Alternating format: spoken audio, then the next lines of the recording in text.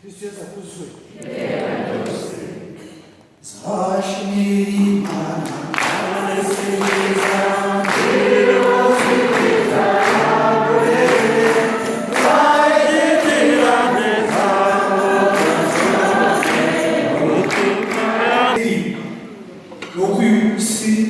Imana yumvise ugusenga kwanjye.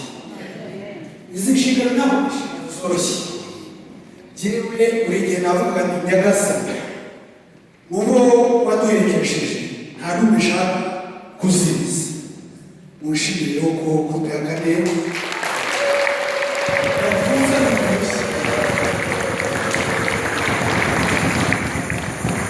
Siyo yonyine n'andi matsinda yose yongerewe imbaraga. Sibyo gushimira se?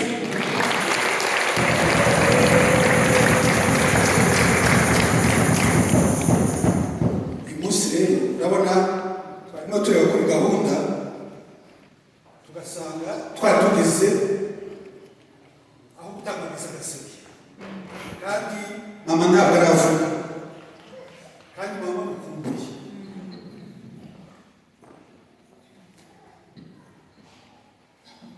Mama mukumbuye, sibyo? Jyewe rero ndababwira amagambo makeya ariko akomeye.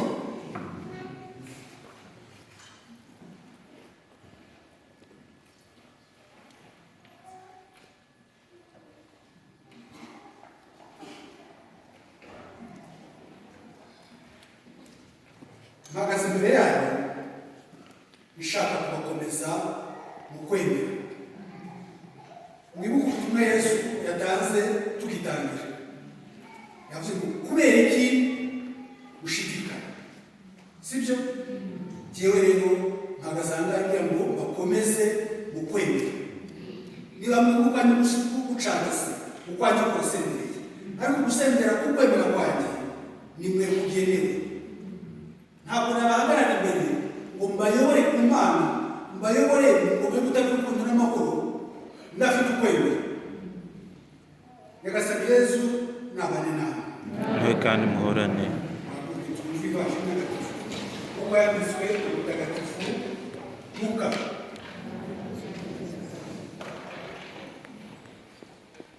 Nuko Yesu aravuga ati, Simoni, Simoni, dore Sekiri yabasabye ngo abashungure nk'ingano, ariko nagusabiye kugira ngo kwemera kwawe kudatezuka. Nawe rero numara kwisubiraho uzakomeze abavandimwe bawe. Aya ni amagambo y'ivanjiri ntagatifu.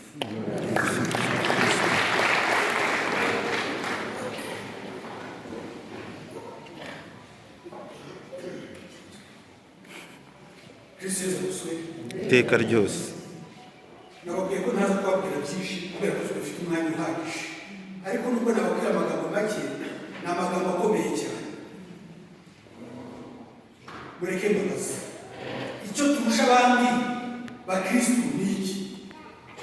Ni uko tuvugana n'Imana. Niyo mpamvu baturwanya. Yewe n'abihaye Imana bavuga ati twe twarayihaye, bishoboka bite ko atari twe yabwira akajya kubwira bariya?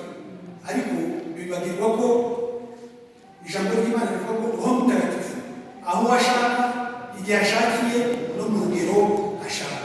Mumere Imana bashya tuba.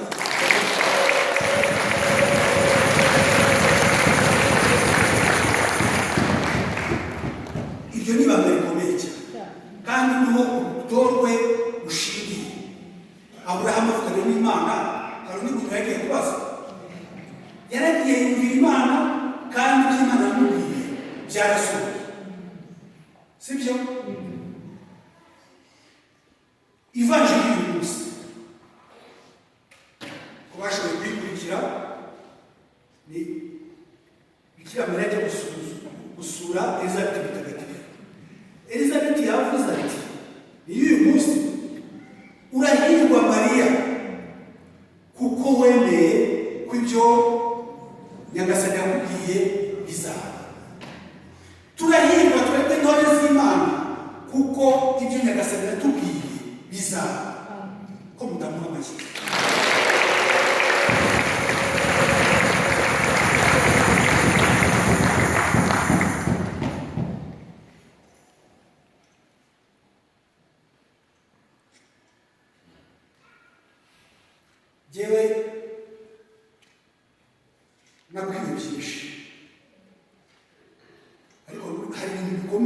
mushobora kumva kuba mpagaze aha ngaha ni igitangaza gikomeye cyane, kuko umwanzi yashatse kumwica ariko Yesu amugaragaraho kandi amuha imbaraga. Abanzi barayabona ntawe ushobora kugira icyo antwara atarasohoza ubutumwa bw'Imana.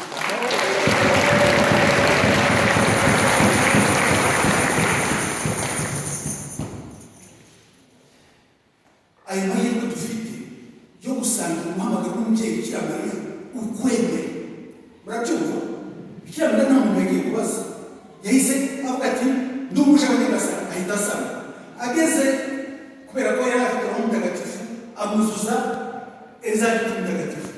Elizabeti arahamya ati urahirwa Mariya, wowe niko ibyo watumweho na Nyagasani bizaba.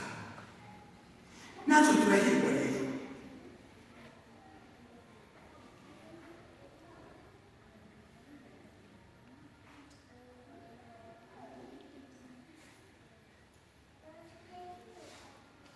Nyagasani Yesu yarambwiye ati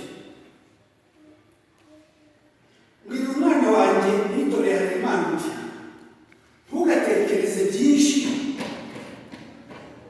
kuko byagutera gushidikanya ibyo gutoza kunkorera mwana wanjye. Usinkagirane dore abenshi bagwa kubera gutekereza byinshi. Etienne haguruka. Etienne yigeze gutekereza byinshi, yicaye iwe, niba arimo acuruza, niba ari mu rugo sinibuka, ariko aratekereza ngo ariko koko ibintu bya papa bizagaruka biti. Yesu anyuze kuri Seminari amuha ubutumwa, aramubwira ati abaza kumubwira ngo ntumumwoherereze, ahubwo ujye kubimubwira. Fata imodoka ndaza niba guha ubutumwa bwe. Arabusoma arangije aca gufata Mana mbabara ati ibintu nabitekereje koko. Yesu aramubwira ati nta soni, urategereje Imana dukurikiye ni Imana ishobora byose. Imana ishobora byose, nta na kimwe kinanira muyimera amashyi.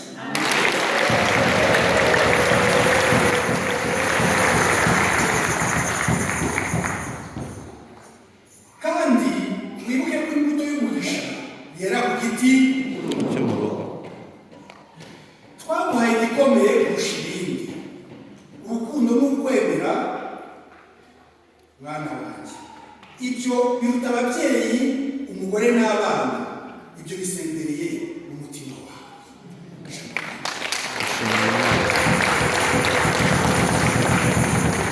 Iri jambo rero ukwemera, ukwizera n'urukundo bisendere mu mutima wanjye, nanjye nibyo ushaka kubasenderezamo. Murabyumva? Babwira ngo nimukomere bagaragu ba Nyagasani. Hari ijambo bakoresheje intore zanjye we, mumenye dushoje twishima, dushoje twishima. Niba mwumva afite ukwemera mbahaye kwanjye, sibyo? Kandi nacyo yahawe ntabwo turi ubusa.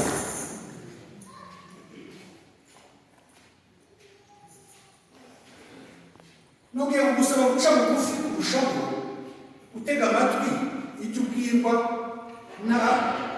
n'abo mubana, ariko ugatinda kubaha igisubizo mwana wanjye, kuko akenshi ushobora kubicumuriramo kandi twarakugeneye ubutware muri byose. Urushaho kwinjira mu nshingano zawe kandi wibuke ko ngutuye wowe n'umubyeyi wanjye. Ibyo ubwirwa bijye bikwibutsa byinshi wabwiwe. Ntukarangare wihuka, kuko umwanzi ahora hafi yawe ashaka kukwambura ikamba wateguriwe. Namwe mugure abo duhura ntibabwira rero kuva winjiye mu rutonde nibwo urugamba na shitani hagati yawe na shitani ruba rufunguye ushitse.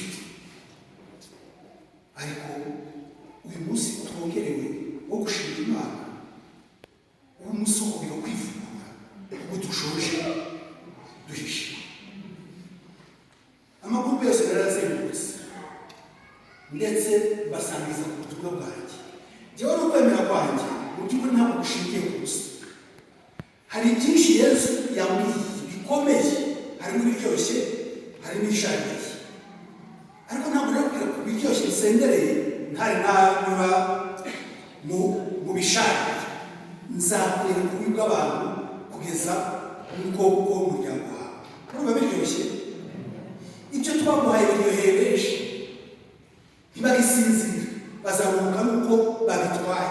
Urumva byoroshye, ariko bazibwira ko babitwaye kandi ngiye kubisubira kandi nzabisubirana. Abantu binyamuye batakira umbere Imana.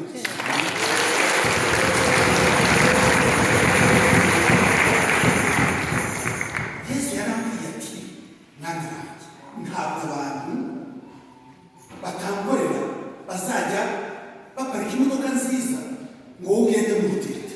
Ngiye kugura imodoka nziza kandi nawe uyiparika aho ngaho ari kujya kuvuga ijambo ry'Imana, ariko nta faranga na rimwe, ntabwo neza aho bizanyura. Murabyumva? Yesu ni umwe kujya kumucira inzira. Yesu arayizana hamwe n'ibindi narabibabwiye. Tugiye gushima Mariya, nakubonye muri hano nashaka ntabwo mbeshye, twari dupfukamye hamwe, nuza hano wihute amwereke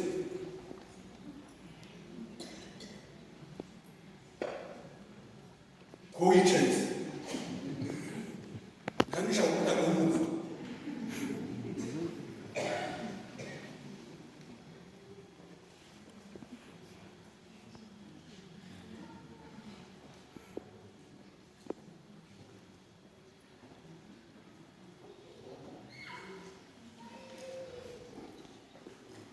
Ibyo mvuga ni tware Mariya igishushu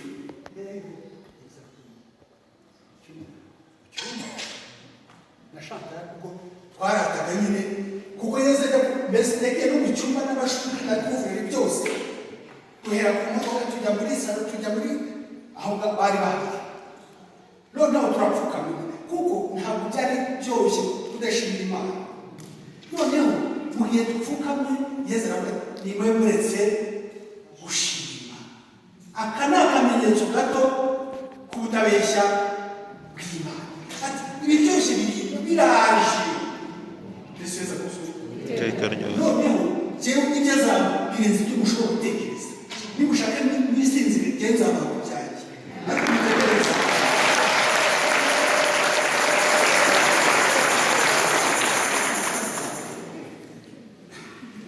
Mutekerereze aho Yesu yababwiye. Muramenye mwongere gutirimuka. Aravuga ati aka ni akamenyetso gato k'ubutabeshya bw'Imana. Ati biryoshye biri inyuma, ariko mbese ubu ngubu bahagaze imbere mufite byinshi mwasaba kandi uko byari bigari. Ati ngiye kuza kandi koko araje. Murabyumva? Yaduhaye umunsi kugira ngo iryo sezerano yongere arivugure, nirutabeshya.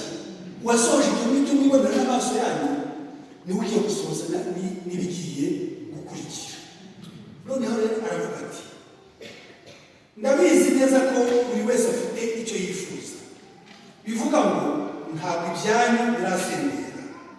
Hari igihe kizagera nze mpagarara imbere yawe ubwire ngo urifuza iki, uvuga uti nta na kimwe, nta n'icyifuzo jyewe mfite, ndashima gusa, nta kindi cyifuzo jyewe mfite. Icyo gihe hazaba havuyeho iby'igicagate, hazaba haje ibyuzuye neza. Ubu rero muracyari mu bicagase, maze mugashima mu bicagase, maze ishimwe rikagera mu ijuru, maze ikaboherereza ibyuzuye kugira ngo muzashime mwuje. Narababwiye kandi ndi rutabeshya. Ngo ninde? Rutabeshya. Narasezeranye, none ndasoza isezerano. Nyamara si isezerano ryonyine natanze. Hari amasezerano ntabwo hari isezerano gusa, hari amasezerano menshi, ariko hari isezerano risumbye byose, hari isezerano isumbye byose. nuko muzandeba imbona nkubone.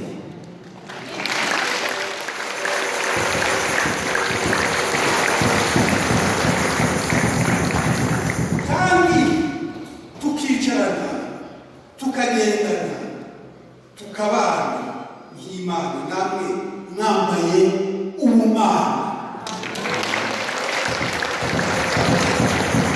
Icyo gihe nta cyifuzo muzaba mufite, ntabwo muzaba mubisuhuza, ntabwo muzaba mukigira inyota, kuko nta mazaba ari hagati muri mwe.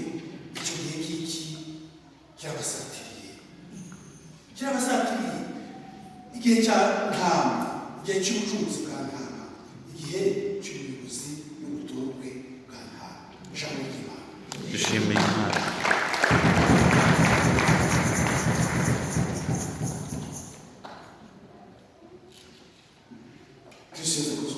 Iteka ryose. Icyo birahagije kugira ko ndenzaho ibintu byinshi. Urabyumva? Icyo gihe cyageze, abo bazabutyo. Mama amaze iminsi asobanura igitabo ubuhanuzi bwa Mose, ariko ntabwo ari ubwa Mose gusa, n'ubwa Isayi.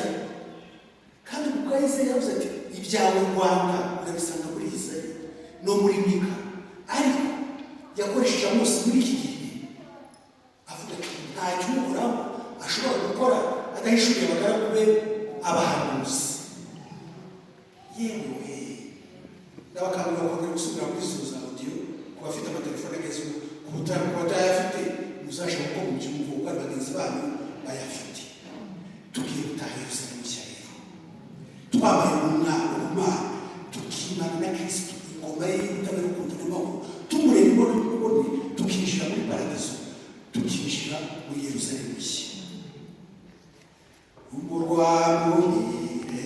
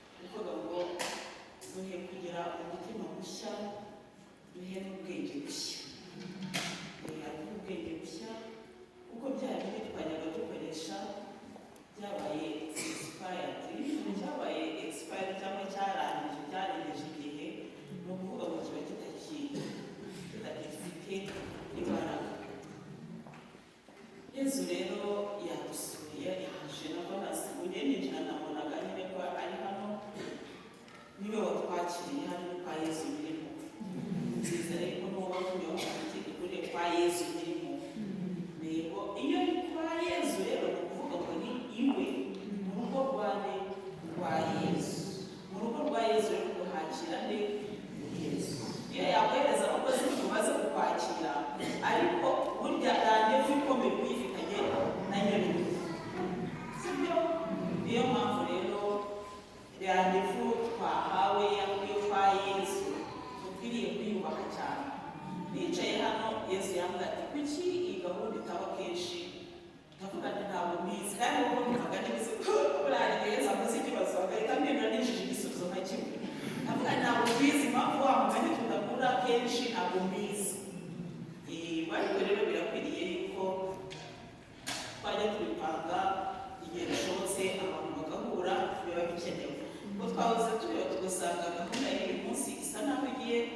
kuba gahunda mbese twihaye ukurikije na gahunda y'ahantu turasanga ko harimo bimwe biri kugenda bisa naho biri buze kubura umwanya si uko wenda tutabishakaga ahubwo ni uko igihe kiri kugenda kitubana gikorwa ko habashize igihe kinini tudahura noneho cya gihe kinini twahura tukaba dufite byinshi cyane byo kubwirana nuko rero twabaye bashya twabaye ibiremwa bishya iyo batubatije baravuga bati mwabaye bashya mwabaye ibiremwa bishya mwambaye Kristo sibyo rero twabaye ibiremwa bishya mu biremwa bishya rero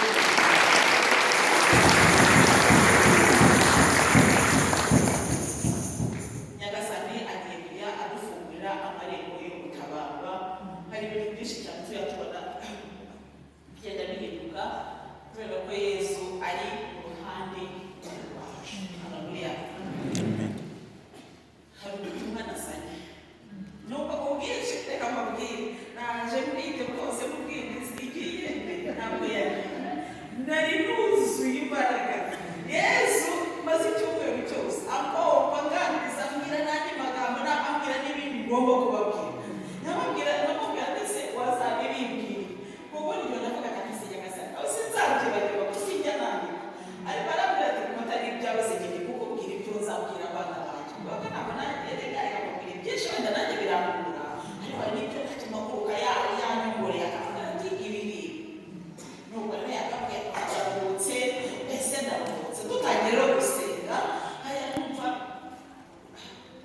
imbaraga nyinshi cyane ariko hari ahantu byageze kuri gurupe ya kane niyo mpamvu uko umuntu nari mubwiye magaruke abyumvire hamwe n'abandi wenda bishobora kutazabona umwanya wo guhura ngo tubiganire cyane ariko ikintu nari nshatse kugira ngo mbabwire bano muri gurupe ya kane nubwo intagaruka wabeshye buriya Yuda ajya kugambanira Yesu ntabwo akoze ikintu ntabwo ngo ikibyibushe cyane ikintu cyoroshye mbere kimubwira ati nta nibona nta musoma so gusoma gusa uzishobora kugusoma none nabo mugambaniye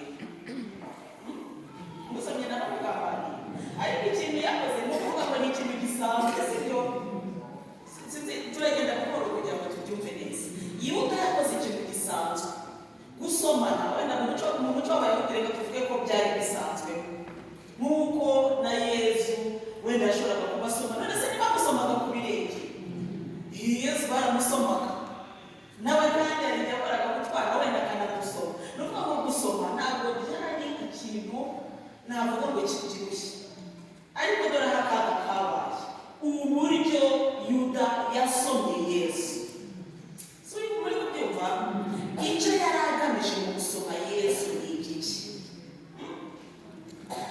ntabwo yakoze ikidasanzwe Yuda ashobora kuba yarasomye Yesu n'abandi bigishwa bari gusoma n'abandi bantu ariko kubera yari yahaye ikimenyetso babanje aravuga ati uwo nsoma ni uwo nguwo agiye amusomye babandi bahita bamubona sibyo kumenyekanisha Yesu kwa Yuda ni ukumusoma bivuga iki ibyo nshaka kuvuga bantu bo muri gurupe ya kabiri ibintu byabaye muri gurupe ya kabiri birakomeye wenda si bose kuko abo mu ntara mwebwe burya mugira amahirwe ariko ab'ikigali muri gurupe ya kabiri ibintu byabaye muri gurupe ya kabiri ntabwo ari ibintu bidasanzwe ariko se ikindi yabyuririyeho abubakira umunara w'ikibi murangije guhagararaho kinababwira ishusho Yesu yanyeretse mu buryo ejo bundi mushima mwarantumiye papa yarambwiye ubutumire bwangezeho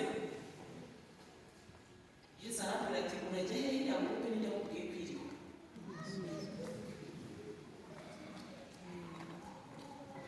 urabasha kuko ntabwo Yesu yamwishije ni ukuri ntabwo babeshya ko reka mbabwire rero bavandimwe nanone yandi magurupe nanone ntabwo gurupe nasohoye narabwira mufashe kwiga gurupe ya kane sinabibabwiye abantu bari babahetse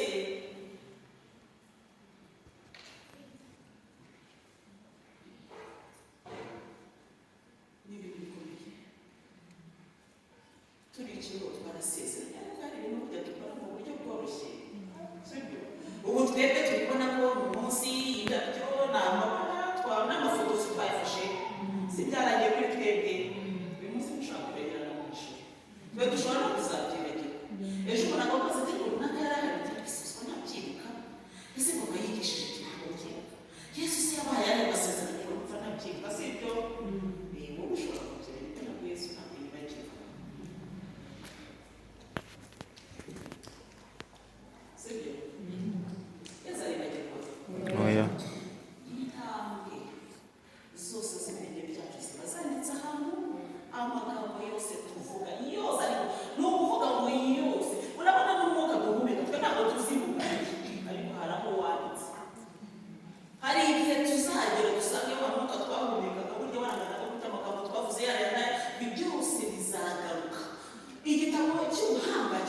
ugasanga rugamije kudushinja cyangwa kudushinja bitewe n'uko twabikoresheje. Bano muri gurupe ya kane rero ubwo twagendanye mu buryo butaryoshye nk'abakristo. Sibyo? Yesu Kristo arambwira atari ku bundi atiriya kubundi yakubwiye kw'ikintu ntamuganire neza kw'iri bato yawe ati sinjye babona. Iyo Yesu atakubona rero yewe yumva ko yari ibibazo. Sibyo? Hari igihe Yesu atakikubona kandi wowe uzi ko akubona, ariko ndashimira Yesu wamenye iyo ndorerwamo yayindi atari ubushake bwacu cyangwa n'ubwo twabisabye ahubwo bakabikorera kwibesha ari Imana.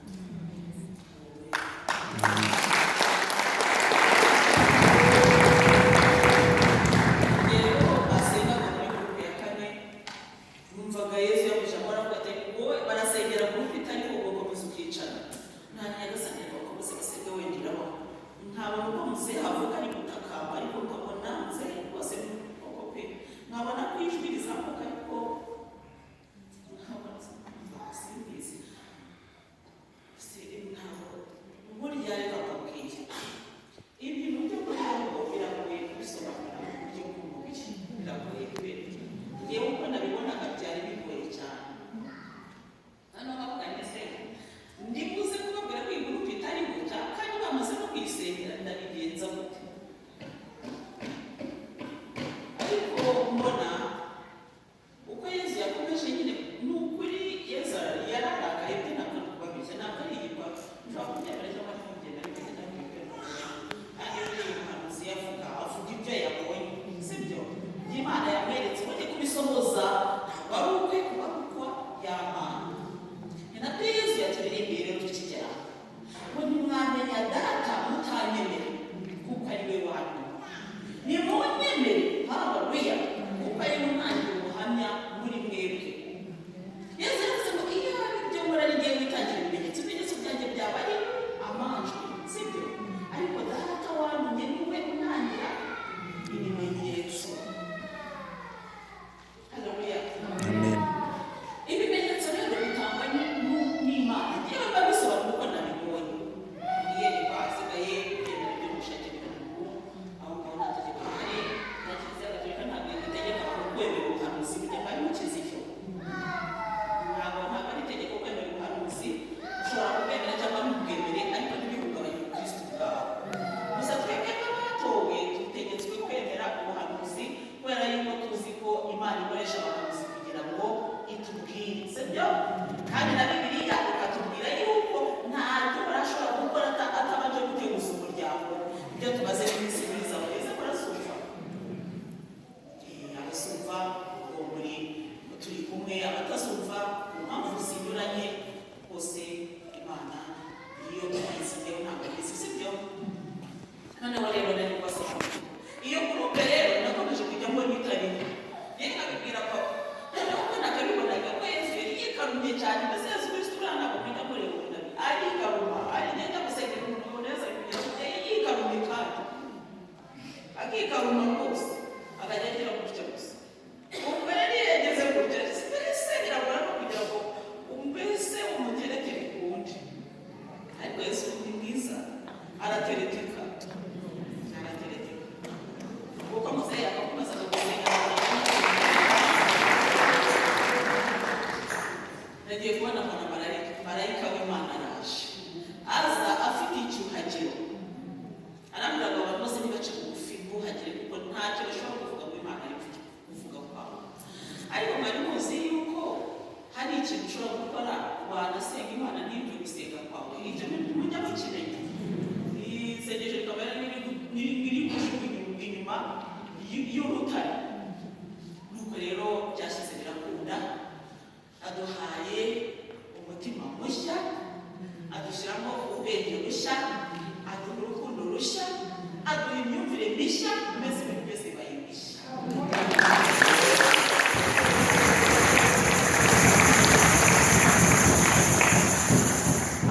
Birumvikana biba bishaka kuko ijambo ry'Imana rihamagara bose, ribwira bose ariko hakumva bene yo.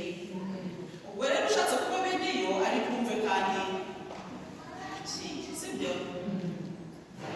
Icyo ni kimwe. Ubwo rero igihe twasengaga ko numvaga mbese meze nk'utwite rwose, nta mahoro nari mfite rwose, ariko nageze aho ngira kumva nanjye ndasetse, numva ndasetse kugira ngo basobanure ukuntu rwose numvaga ntari njye, nuko ngiye kumva ibirenge ndakonje, inkweto nazitaye